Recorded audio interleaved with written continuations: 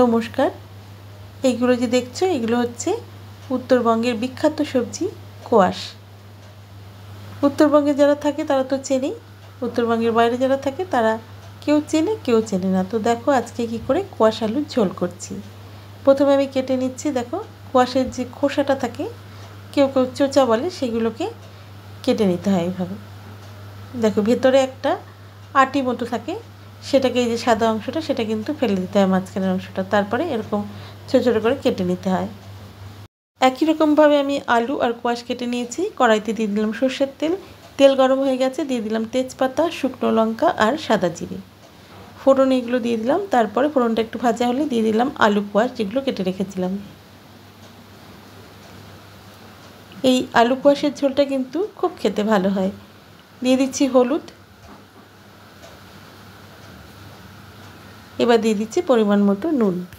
বিশেষ কিছু দেওয়ার দরকার নেই, কোয়াশের একটা আলাদাই টেস্ট আছে। এবার দিয়ে দিচ্ছি আদা গ্রেট করে। এতে তরকারির যে একটা ফ্লেভারটা না খুব ভালো আসে। ভালো করে কষিয়ে নেব।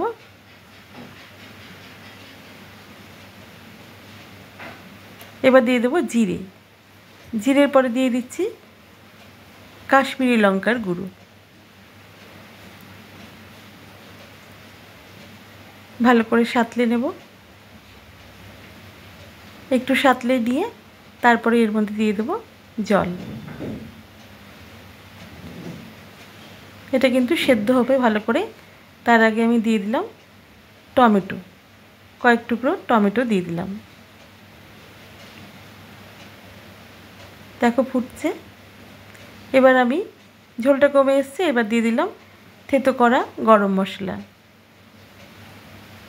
একটু খুন্তি দিয়ে গলিয়ে দিচ্ছি কিছু আলু আর কোয়াশ, তাহলে ঝোলটা ঘন হবে।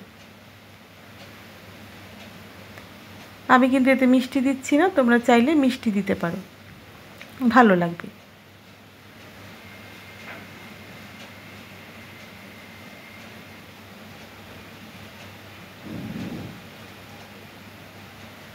সেদ্ধ হয়ে গেছে, আলু ও কোয়াশও দুটোই সেদ্ধ হয়ে গেছে। এবার আমি একটা বাটির মধ্যে ঢেলে নেবো। যেই বাটিটাতে রাখবো সেই বাটিতে ঢেলে নিয়েছি। এখনই দেবো না ঘিটা, নামিয়ে তারপরে ওপর থেকে ঘি দিয়ে ঢেকে রাখবো। খাওয়ার সময় একটা দারুণ গন্ধ বেরোয়, সব মিলে খেতে অপূর্ব লাগে। গরম ভাত, রুটি, লুচি যার সাথেই খাও অপূর্ব লাগে। তোমরা করে দেখো। রেসিপিটা ভালো লাগলে অবশ্যই একটা লাইক, কমেন্ট, শেয়ার, সাবস্ক্রাইব করো। আর এফবি থেকে দেখলে ফলো করো। Thanks for watching. টাটা।